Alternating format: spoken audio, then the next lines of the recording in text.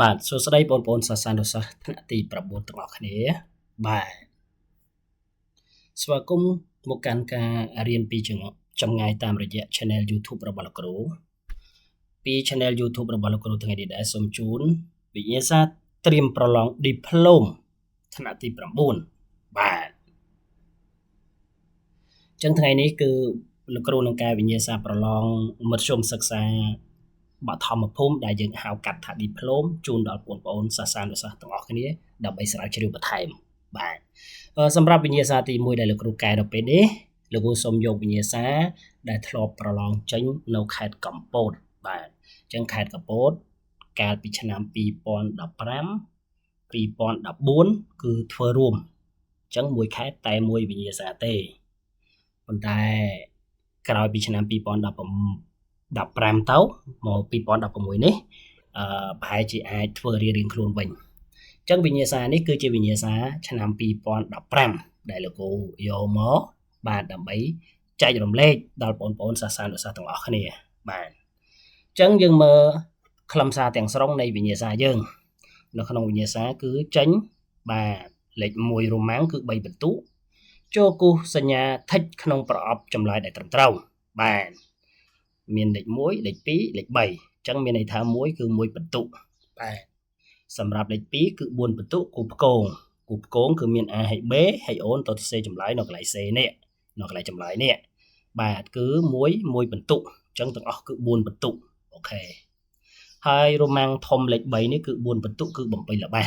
បាទបំពេញល្បះគឺមាន2បាទ2ហ្នឹងគឺអញ្ចឹងមានន័យថា1 2បន្ទុកបាទ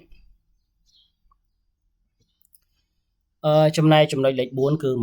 បន្ទុកគឺសំណួរហើយនឹងលំហាត់សំណួរគឺមាន2សំណួរគឺដូចម្ដេចដែលហៅថាខ្សែផាសខ្សែណឺត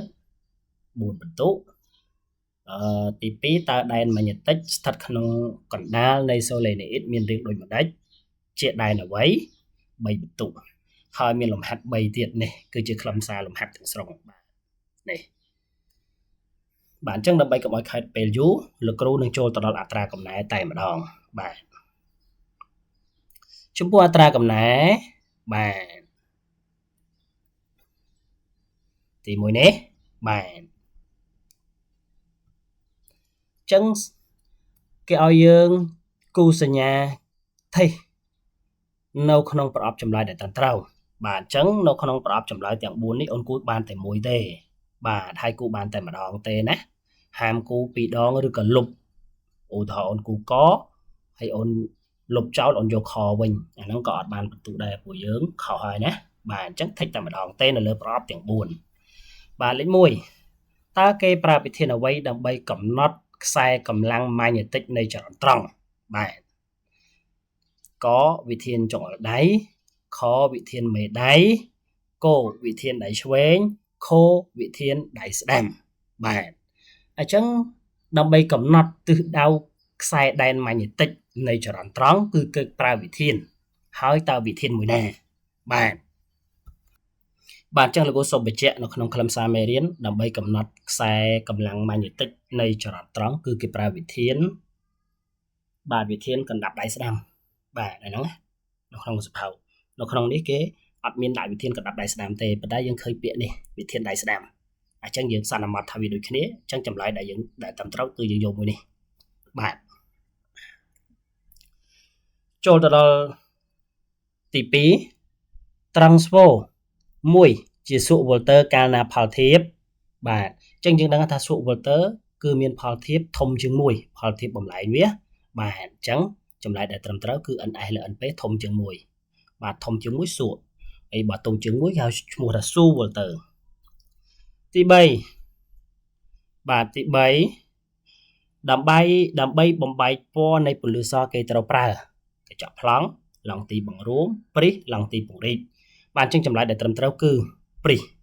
បាទព្រីសគឺជាឧបករណ៍ដែលគេប្រើសម្រាប់បំបែកពន្លឺបំបែកពណ៌ពន្លឺណាបាទលេខ2កៅគូផ្គងបាទអានេះបន្ទប់ទឹកតាមពិតនេះមិនមែនជាបន្ទប់ទឹកទេប្រហែលជាអាចខុសបច្ចេកទេសគឺបន្ទប់ងងឹតសូមដូរទៅជាងងឹតវិញកន្លែងនេះបាទបន្ទប់ងងឹតចង់សំដៅទៅលើម៉ាស៊ីនថតសម័យបុរាណ វាមាននៅក្នុងមេរៀនចំណាំងដំណើរត្រង់នៃពន្លឺបន្ទប់ងងឹតណាបាទបន្ទប់ងងឹតនេះគឺវាបង្កើតរូបភាពពិតប៉ុន្តែច្រាស់ពីវត្ថុ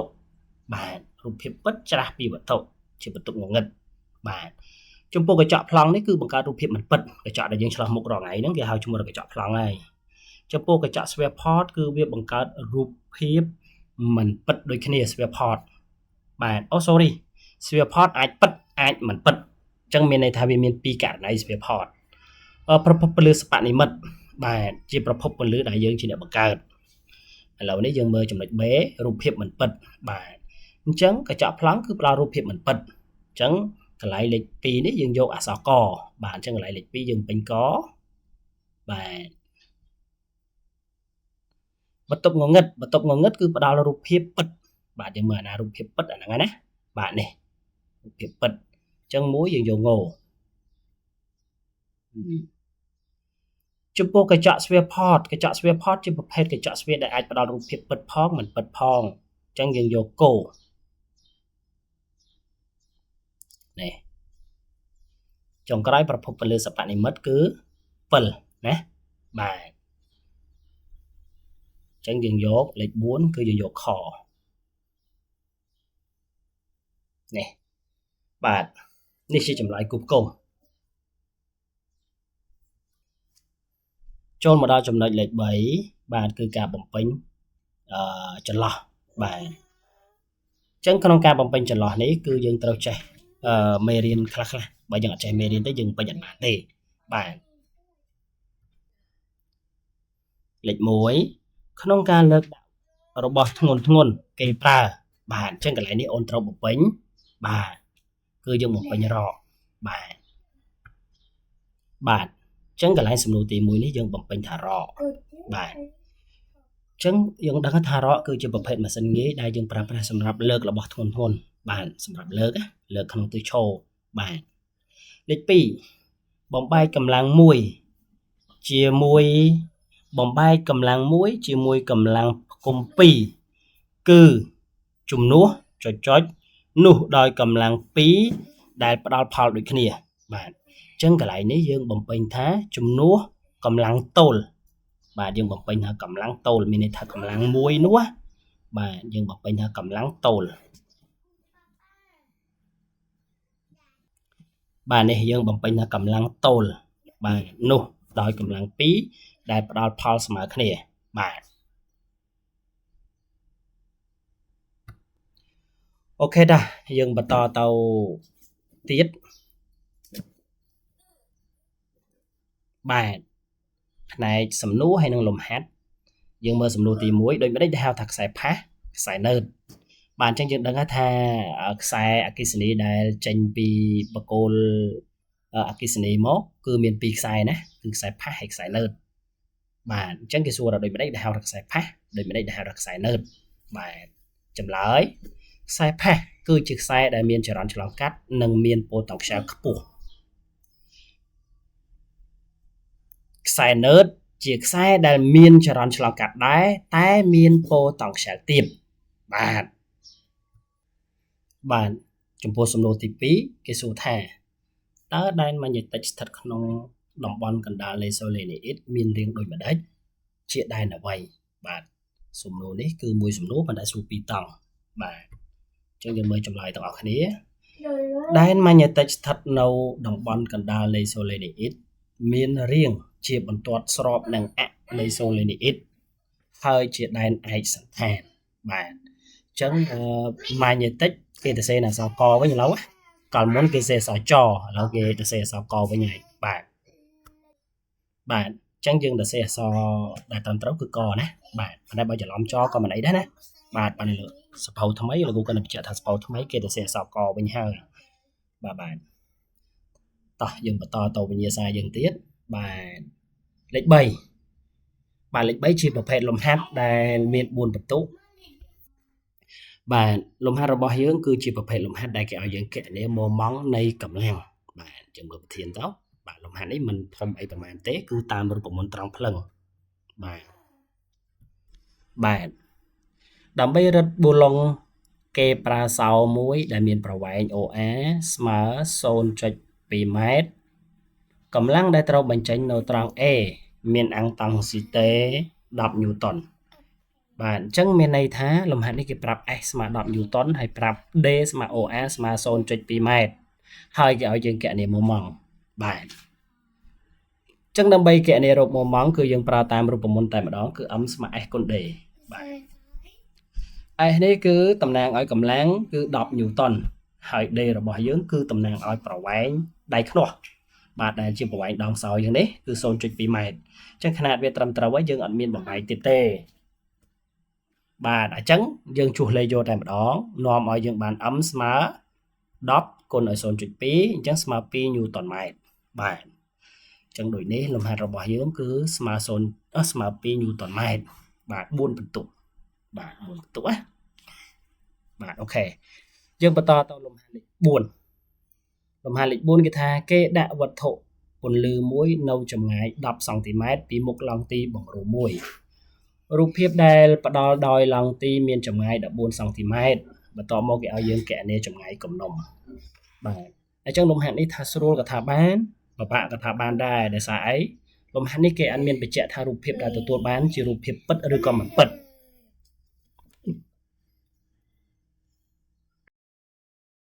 បាទអញ្ចឹងលំហាត់នេះគេឲ្យយើងរកចម្ងាយគំនុំគឺរកអក្សរ S អញ្ចឹងដើម្បីរកអក្សរ S នេះយើងរកតាមរូបមន្តត្រង់ភ្លឹងតែម្ដងគ្រាន់តែលំហាត់នេះយើងត្រូវធ្វើឲ្យគេពីរលក្ខខណ្ឌលក្ខខណ្ឌទី1គឺយើងយករូបភាពនេះជារូបភាពពិតដែលមាន D' របស់យើងគឺស្មើ14សង់ទីម៉ែត្រហើយលក្ខខណ្ឌទី2យើងរក S ដដែលប៉ុន្តែលក្ខខណ្ឌ D' របស់យើងគឺមានជារូបភាពមិនពិតគឺដក14សង់ទីម៉ែត្រអញ្ចឹងលំហាត់នេះយើងធ្វើពីរដងណាដោយសារគេអត់បញ្ជាក់រូបភាពនេះជារូបភាពពិតឬក៏មិនពិតបើគេបញ្ជាក់ថារូបភាពដែលទទួលបានជារូបភាពពិតអានឹងយើងធ្វើតែម្ដងហើយលំហាត់ហ្នឹងប៉ុន្តែបើគេអត់បញ្ជាក់យើងធ្វើពីរដងធ្វើតែពីរលក្ខខណ្ឌបាទតោះអញ្ចឹងដើម្បីគណនារកចម្ងាយគំនុំគឺយើងរកតាម1លើ S ស្មើ1លើ D បូក1លើ D' វាជារូបមន្តទូទៅណាបាទវាជារូបមន្តស៊ីនរូបមន្តដើមនៅក្នុងមេរៀនឡង់ទី1លើ S ស្មើ1លើ D បូក1លើ D' អញ្ចឹង S នេះជាចម្ងាយគំនុំដែលយើងចង់រក D ជាចម្ងាយវត្ថុ D' ជាចម្ងាយរូបភាពបាទប៉ុន្តែ D របស់យើងគឺស្មើ10សង់ទីម៉ែត្រហើយ D' របស់យើងគឺស្មើ14សង់ទីម៉ែត្រអញ្ចឹងលោកគ្រូរកនេះគឺរកក្នុងករណីរូបភាពពិតអញ្ចឹងរូបភាពពិត D របស់យើងគឺវិជ្ជមានអញ្ចឹង D' គឺស្មើ14សង់ទីម៉ែត្រអញ្ចឹងຂະຫນាតដូចគ្នាហើយមិនចាំបាច់បំបែកទេ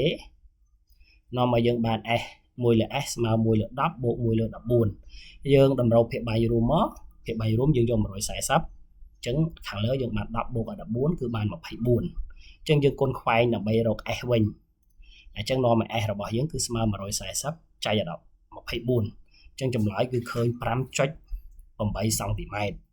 អញ្ចឹងក្នុងករណីដែលឡង់ទីរបស់យើងផ្ដល់រូបភាពពិតស្ថិតនៅចម្ងាយ14សង់ទីម៉ែត្រនោះចម្ងាយគំនុំរបស់ឡង់ទីបង្រួមយើងគឺ 5.8 សង់ទីម៉ែត្របាទយើងចូលករណីមួយទៀតគឺករណីដែលរូបភាពយើងជារូបភាពមិនពិតម្ដងណាបាទអញ្ចឹងករណីរូបភាពមិនពិតគឺយើងប្រើរូបមន្តដដែល S ស្មើ1លើ S ស្មើ1លើ D បូក1លើ D' បន្ទាប់មកយើងជំនួស D ស្មើ10សង់ទីម៉ែត្រ D' គឺស្មើដក14សង់ទីម៉ែត្រអញ្ចឹងសញ្ញាដកនេះបានមកពីករណីរូបភាពមិនពិតបាទអញ្ចឹងបើរូបភាពមិនពិតគឺ D' មានសញ្ញាដកណា D' មានសញ្ញាដក D' ជាចម្ងាយរូបភាពបាទអញ្ចឹងនាំមកយើងបាន1លើ S ស្មើ1លើ D មានន័យថាស្មើ1លើ10តាមពិតអានេះបូកទេណាបូកប៉ុន្តែប៉ះអានេះដកគឺវាចេញសញ្ញាដក1លើ14បន្ទាប់មកយើងតម្រូវភាគបែករួមយកភាគបែករួម140អញ្ចឹងអាតួទី1នេះខ្វះ4បាទខ្វះ14យើងគុណនឹងវានឹង14ហើយតួនេះគឺខ្វះ10ដើម្បីបាន140អញ្ចឹងយើងគុណនឹង10អញ្ចឹងភាគខាងលើយើងបាន14ដល់10សល់4ខាងក្រោមយើងបាន140យើងគុណខ្វែងដើម្បីរក S អញ្ចឹងនៅពេលដែលយើងគុណខ្វែងដើម្បីរក S គឺស្មើជាមួយនឹង140ចែកឲ្យ4អញ្ចឹងចម្លើយគឺឃើញ35សង់ទីម៉ែត្រអញ្ចឹងដូចនេះយើងបាន S របស់យើងគឺស្មើ35សង់ទីម៉ែត្រដែលជាចម្ងាយគំនុំនៃឡង់ទីរបស់យើងនៅពេលដែលវាផ្ដល់រូបភាពមិនពិតស្ថិតនៅចម្ងាយ14សង់ទីម៉ែត្របាទអញ្ចឹងសម្រាប់លំហាត់ទី4ចប់តែប៉ុណ្ណេះបាទឥឡូវនេះយើងបន្តទៅមើលលំហាត់លេខ5បាទដែលជាលំហាត់ចុងក្រោយគឺ8បន្ទុកវាជាប្រភេទលំហាត់អគ្គិសនី ឆ្នាំងអូតអគ្គិសនីមួយមាន resistance 24 អូមអញ្ចឹងនេះគេប្រាប់ air ណា air ស្មើ24 អូមបាទហើយមានអនុភាព10000 វ៉ាត់ក៏គេឲ្យយើងគណនាចរន្តដែលឆ្លងកាត់ឆ្នាំងអ៊ុតនោះមានន័យថារក I អញ្ចឹងដើម្បីរក I អូនត្រូវទាញចេញពីរូបមន្ត P នេះបាទគឺយើងរកតា P ស្មើ RI ការ៉េហើយទាញរក I ទី2រកធម្មពលដែលឆ្នាំងអ៊ុតនោះស៊ីក្នុងរយៈពេល30នាទីគិតជាគីឡូវ៉ាត់ម៉ោងហើយគិតជាស៊ូលទៀតបាទអូខេលំហាត់នេះគឺអាចនិយាយថាតាមរូបមន្តត្រង់ភ្លឹងទេបាទឥឡូវយើងមើលចម្លើយគណនាចរន្តគឺយើងរក I ស្មើរឹស P លើ R បាទ I ស្មើរឹស P លើ R នេះគឺយើងទាញចេញពី P ស្មើ P ស្មើ RI ការ៉េអញ្ចឹងរូបមន្តអនុភាពមានច្រើនណាអញ្ចឹងយើងរើសរូបមន្តអនុភាព P ស្មើជាមួយនឹង R គុណនឹង I លើកជាការ៉េអញ្ចឹងដើម្បីបាន I ស្មើរឹសនៃ P ចែក R បាទយើងយកលេខចុះចូលមក P យើងគឺ10000 R របស់យើងគឺ24អញ្ចឹងយើងបាន I របស់យើងគឺស្មើរឹសនៃ10000ចែក24គឺឃើញ 20.4 ຂະຫນາດរបស់ចរន្តរបស់យើងគឺគិតជាអំពែ